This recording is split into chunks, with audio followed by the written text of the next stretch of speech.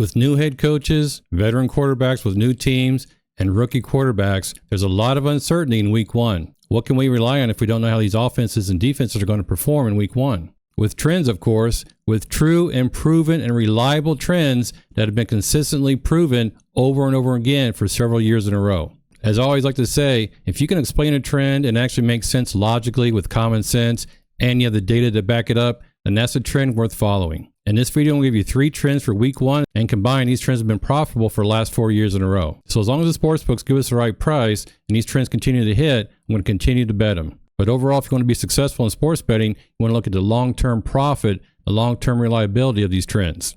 Let's get to it. Trend number 1. In week 1, underdogs getting 6.5 points or more covers the spread at a rate of 60.5%. My data goes all the way back to 2015, so that's the last 10 years of NFL week 1 data. Now let's split this trend up between home and away. For home dogs getting big numbers, they're 6 and 5 in the last 10 years. Now that's a rather small sample size. That's only 54.6%. So that's one I'm probably not likely going to bet on. But look at this road record, 17 and 10. So dogs getting 6.5 points or more on the road are 17 and 10 or 63% all by themselves. And this is why I'm breaking it down versus home and the road, because sometimes there's a bigger edge when it's on the road. And that's definitely the case for this trend. Now, looking at this trend over the last 10 years, I have this chart here from 2015 to 2024. The dotted line here is called the Mendoza line. That's 52.38%. Anything over this line has been profitable. If you lay minus 110 juice, anything below this line is not profitable. So the green bars here mean we profited in this trend. We profited in 7 of the last 10 years, including last year in 2024, where this trend went 2-0. Look down here at the bottom here. I have the records for each year. 2019 is 3-2, 2020 was 2-4, and so on. And 2024 was 2-0. And in the last 4 years, this trend is 9-4. That's very profitable. And here are the teams that fit this trend in week 1 of 2025. The Cowboys plus 7.0 at the Eagles, the Giants plus 7.0 at the Commanders, and the Titans plus 7.5 at the Broncos. Now, I want to be very clear about something here. I'm not going to place these bets until after the preseason is over. In fact, I'll probably place these bets on the Tuesday, 2 days before the Thursday night game. That's the Cowboys at the Eagles. That's the first game of the season. For a couple of reasons. Who knows what's going to happen during the preseason? Some of these star players, maybe a quarterback or whatever, might get hurt. These lines could change dramatically before these games are played. So I'm going to wait till the preseason is over before I place any of these bets. For trend number 2. In week 1, divisional underdogs cover the spread at a rate of 64.7%. This is a big one. This is probably one you've heard about already. And there are 8 divisional games this year in week 1 of 2025, which is amazing. If we split this up between home and the road, divisional dogs at home are 13 and 4 in the last 10 years. That's a small sample size, but again, it's a very high percentage. And on the road, they're 20 and 14 for overall record of 33 and 18. So you might be thinking about just betting the home divisional dogs, but because the 58.8% is high as well, I'm just going to bet all of these. But again, I'm going to wait till the preseason is over before I place any of these bets. Here's a trend over the last 10 years. In 7 of the last 10 years, it's been profitable. And you might think here, well, it was 1 and 2 in 2024, but that's a small sample size there.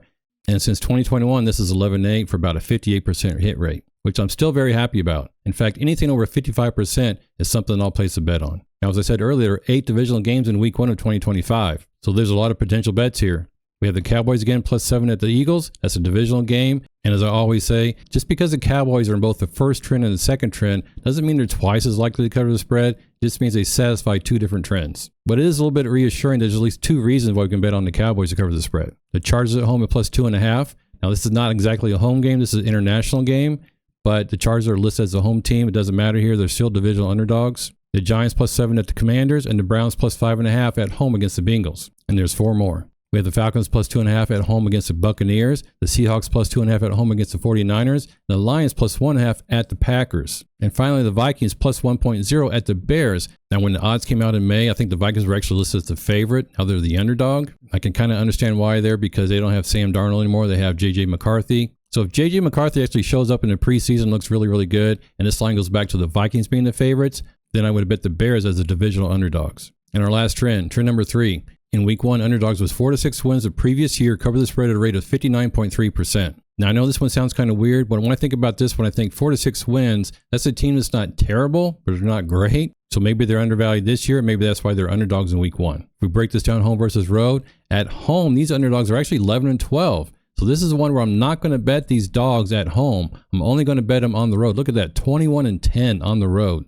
Dogs with 4 to 6 wins the previous year cover the spread at 67.7% on the road in week 1. So while that 59.3% looks pretty good at the bottom there overall, I'm only going to bet this trend for dogs on the road. And again, here's how this trend played out in the last 10 years. It was also profitable in 7 of the last 10 years. Now it was only 2-2 in 2024, but that's fine with me because it was actually 8-2 or 80% since 2021. And in week 1 of 2025, we had the Panthers plus 3.0 at the Jaguars and the Raiders plus 3.0 at the Patriots. One more time, I'm not going to place these bets until after the preseason is over. This makes for a total of 11 spread bets for week 1 of 2025. If you have any week 1 trends you'd like to share in the comments below, I'd really like to see those. And my first official best bet video will be coming out on the Tuesday before the Thursday night game in week 1. And if any of these lines have changed, I'll update the best bets as well. Hope you enjoyed this video. Good luck in week 1. Let's go.